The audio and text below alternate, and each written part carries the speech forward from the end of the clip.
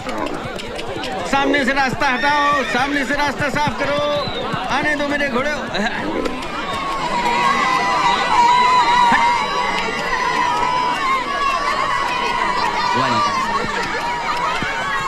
मेरी घोड़े की लात लग जाएगी, हटो यहाँ से।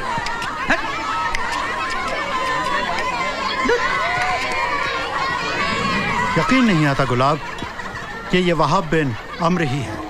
क्या एक अक्लमंद इंसान ऐसी मस्करी कर सकता है?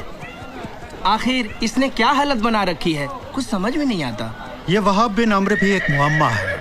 कभी कभी तो ये बड़ी अक्ल दानिश की बात करता है और कभी कभी दीवानों जैसी हरकतें करने लगता है। यकीन नहीं आता। लेकिन अरे आइए बशीर साहब, मेरे साथ में आइए। आपने गेहूं के दाम तो बताए, लेकिन शक्कर के दाम अरे मैंने जिब्रान, क्या? मुझे तो बहलोल पर शक हो रहा है। कैसा शक? कहीं ये बादशाह के खिलाफ कोई साजिश तो नहीं कर रहा? क्या?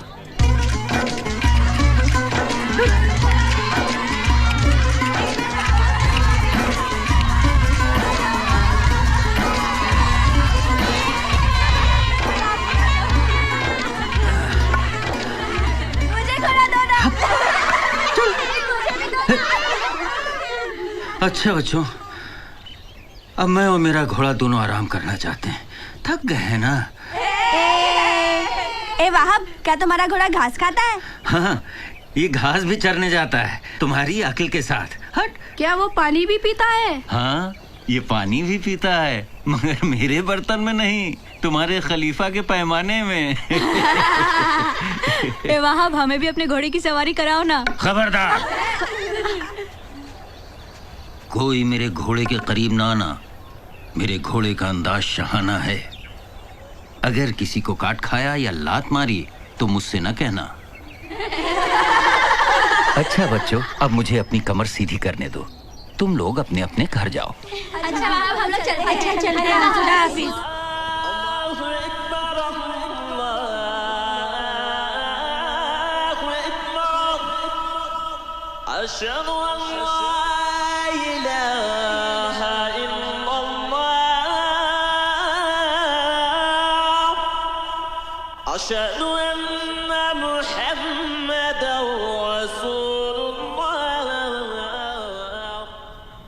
अच्छा बच्चों, नमाज का वक्त हो गया है।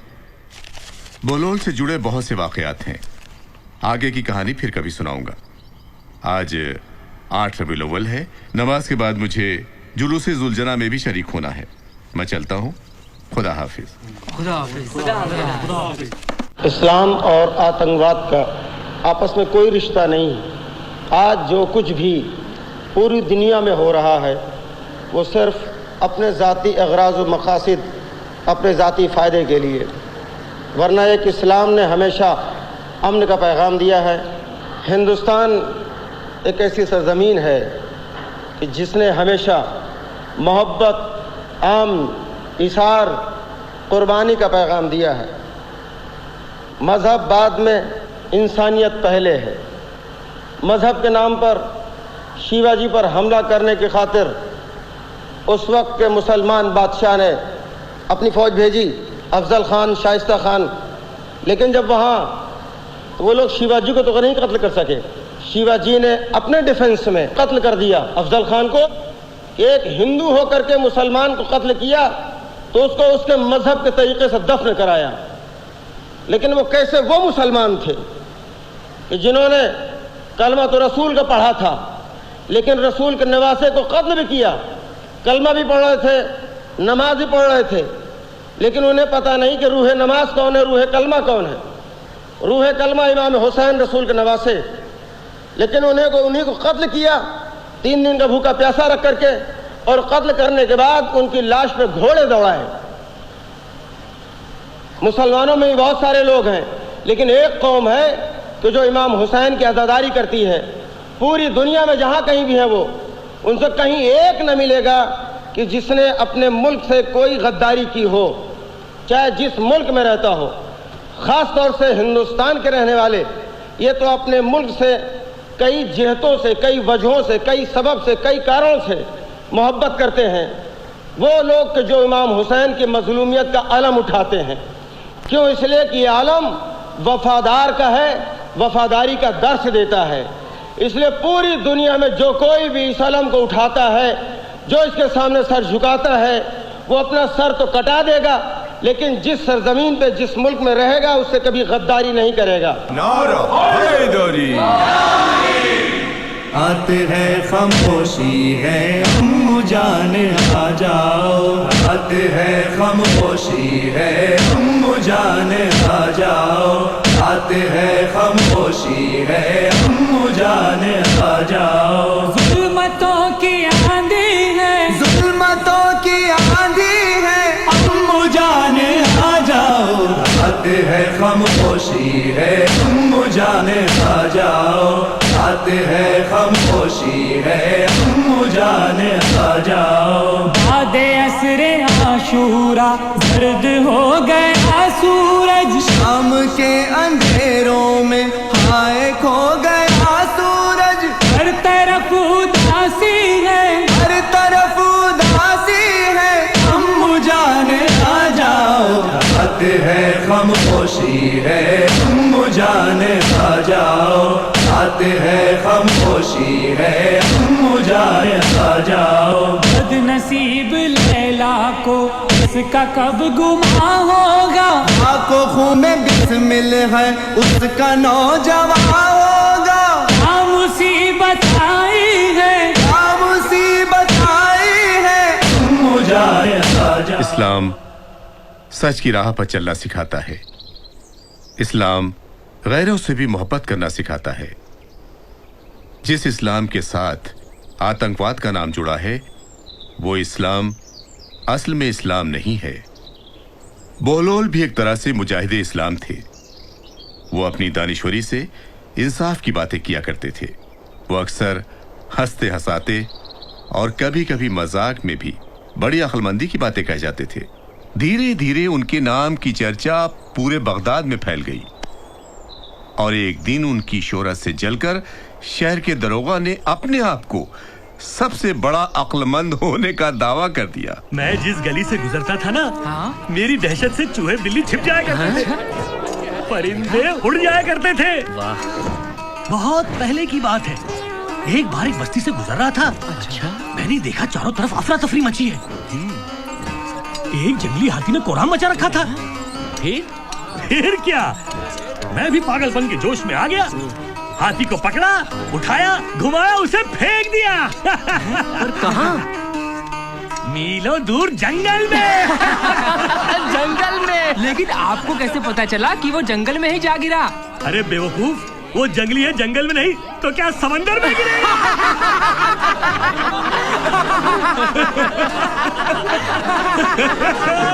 वो क्या दरियाई घोड़ा है? मैं अपने जमाने का बहुत बड़ा निशानेबाज शिकारी था। एक बार मैं जंगल से गुजर रहा था, अचानक मेरे सामने एक शेर आ गया। फिर क्या था? दरोगा ने आव देखा नताव, निकाला तीर कमान से और छोड़ दिया शेर पर। शेर आगे आगे, तीर पीछे पीछे, शेर आगे आगे, तीर पीछे पीछे, कभी शेर आगे, कभी तीर पीछे, कभी शेर आगे, और तीर जाके रुक गया गुफा पर। क्यों? अंदर नहीं गया भाई, क्योंकि अंदर शेरनी बेपर्दा जो बैठी।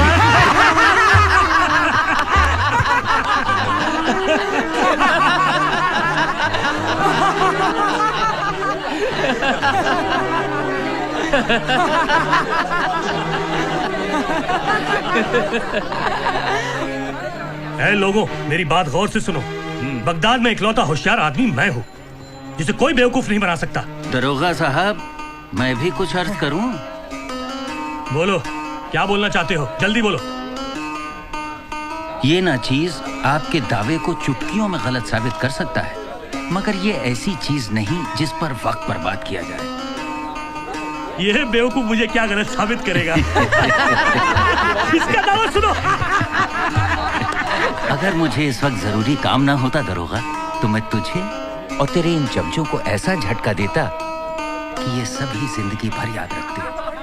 ठीक है, मैं यही बैठा हूँ, तुम अपना काम करके आओ और दावा साबित करो। अपने दावे से न मुकरिएगा दरोगा। मैं झट गया, पट आया और यूं साबित किया। मैं यही मिलूंगा तुम्हें, जाओ।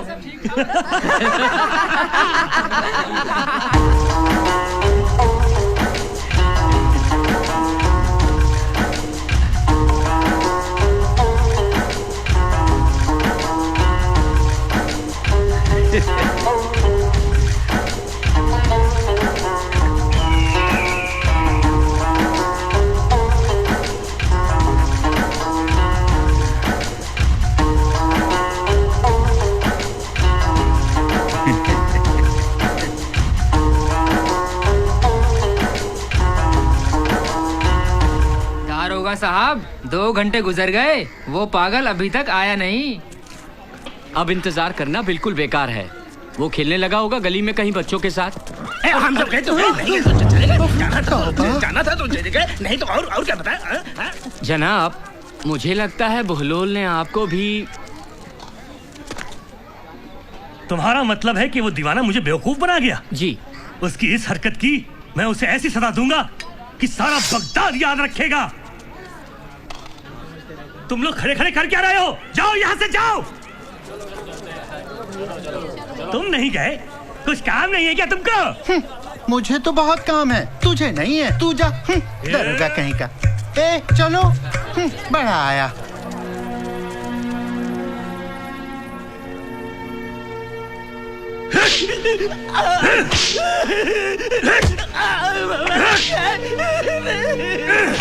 ए पागल, दोबारा बगदाद की गलियों में नजर मत आना।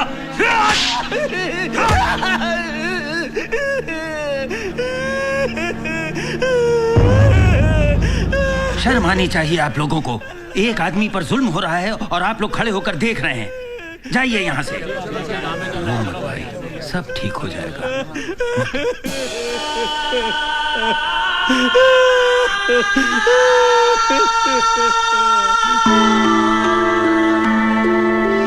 खुदा ने हमारे साथ बहुत बड़ी नाइंसाफी की है।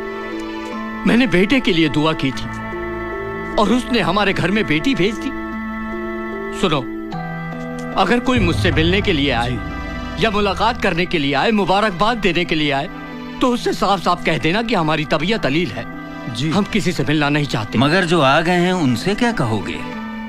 इशाक बिन मोहम्मद को वहाब बिन अम्र का सलाम। वालेकुम अस्सलाम। सुना है लड़की की पैदाइश के सबब आप बहुत परेशान हैं, यहाँ तक कि खाना पीना भी छोड़ दिया है। ये तो आप भी जानते हैं कि हमारे कबीले में लड़की की पैदाइश बाइस से शर्म की बात है, क्योंकि नस्ल हमेशा लड़कों से चला करती है। लड़कियां हमेशा वालदेन के कांधे पे बोझ की तरह होती हैं। आपका नजरिया बिल्कुल गलत है। हमारे पैगंबर सरवरे कायनात सल्लल्लाहु अलैहि वसल्लम के घर भी बेटी पैदा हुई थी, मगर उन्होंने तो कभी अपनी बेटी से नफरत नहीं की। जनाब फातिमा ज़हरा अलैहिस्सलाम की आप बेहद इज्जत करते थे, उनसे बेहद मोहब्बत करते थे। जिस घर में बेटी पैदा होती है उस घर में नबी का सलाम आता है। बेटी खुदा की रहमत होती है। इशाक, जरा सोचो तो, अगर इस खूबसूरत सी बच्ची के बजाय अल्लाह ने तुम्हें मुझ जैसा पागल दीवाना बेटा दिया होता तो क्या करते? नहीं नहीं नहीं नहीं, शुक्रिया शुक्रिया, आपने हमारी आंखें खोल दी। है अल्लाह, है पालने वाले, तूने बहुत बड़े गुनाह को करने से मुझे बचा लिया। बेटी बेटी।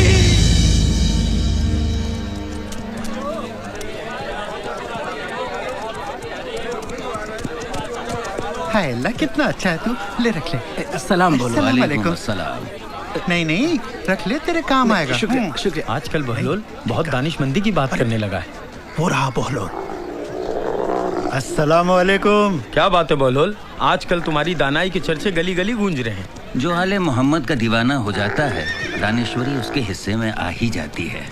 अच्छा, इसका मतलब ये हुआ बहलोल कि तुम जमीन और आसमान दोनों जहां की भी खबर रखते हो। मैं हर उस चीज की खबर रखता हूँ जिसकी खबर तुम्हारे खलीफा को नहीं है। फिर तो तुम्हें इस बात की भी खबर होगी कि खुदा ने शैतान को किस शक्ल में पैदा किया है। क्या तुमने कभी शैतान को देखा है? शैतान को तो मैं अब भी देख रहा हूँ।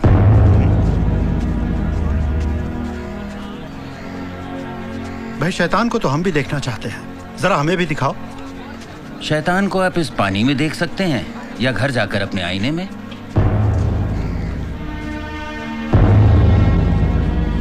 इसने हम दोनों को शैतान कहा है। इसकी शिकायत बादशाह से करनी होगी। बाअदब, बामुलाइजा, होशियार, खलीफाए वक्त हारून रशीद तशरीफ ला रहे हैं। वजीर मुमलिकत, अस्सलाम वालेकुम। हम बहलोल के बारे में जानना चाहते हैं। सुना है वो दीवाना हो चुका है। जिल्ले इलाही, अगर इजाजत हो तो कुछ अर्ज करूं? इजाजत है। मुझे तो बहलोल की खाक नशीनी के पीछे कोई साजिश लगती है। कैसी साजिश? लगता है वो दीवानेपन का चोला पहनकर आवाम को आपके खिलाफ भड़का रहा है।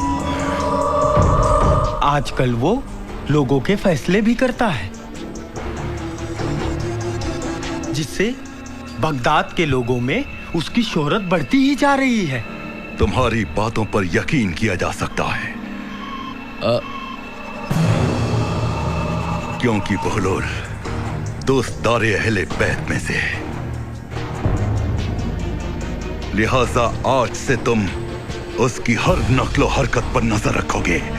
आपके हुक्म की तामील होगी।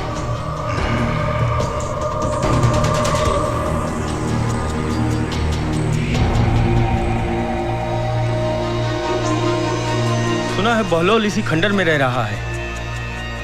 अच्छा, तो चलो चलकर देखते हैं। चलो।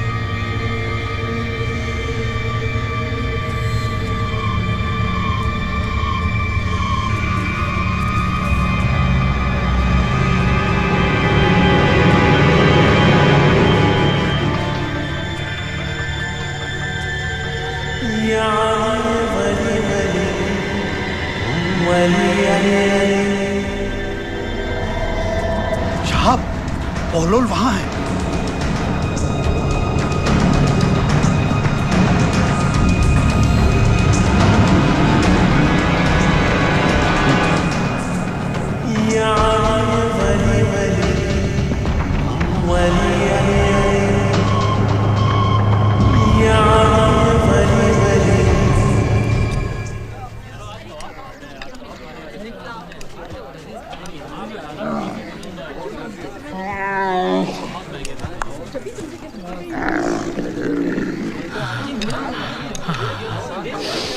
क्या चाहिए बाबा? खुशबू इतनी अच्छी तो खाना कितना लजीज होगा। या अल्लाह।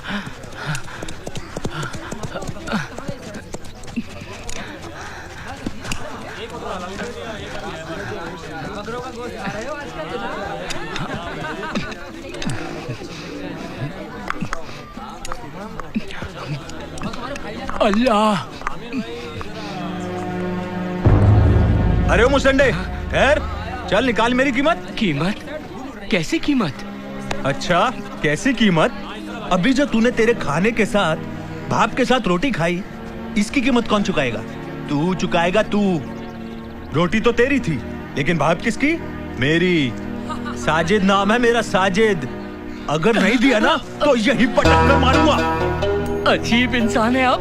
भाप तो हवा में उड़ रही थी, हमने रोटी के साथ खाकर दिल बहला लिया, तो आपका क्या गया? बस इधर उधर की बातें करके हमें टहलाने की कोशिश मत कर। तेरी जान नहीं बचने वाली। अच्छा? समझा? चल निकाल कीमत। बिल्कुल दुरुस्त फरमाया तुमने। इस गरीब को जाने दो, इसकी कीमत मैं चुकाऊंगा। आप चुकाएंगे? चुका दीजिए कीमत। ये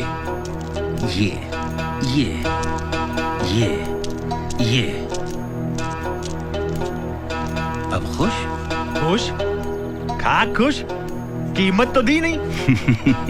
यही तो थी तुम्हारी खुशबू और भाप की कीमत। कीमत खाने की होती है, भाप और खुशबू की कीमत सिक्कों की आवाज ही तो होगी। मिल गई ना तुम्हें? ठीक है, चलता हूँ। खुदा हाफिज।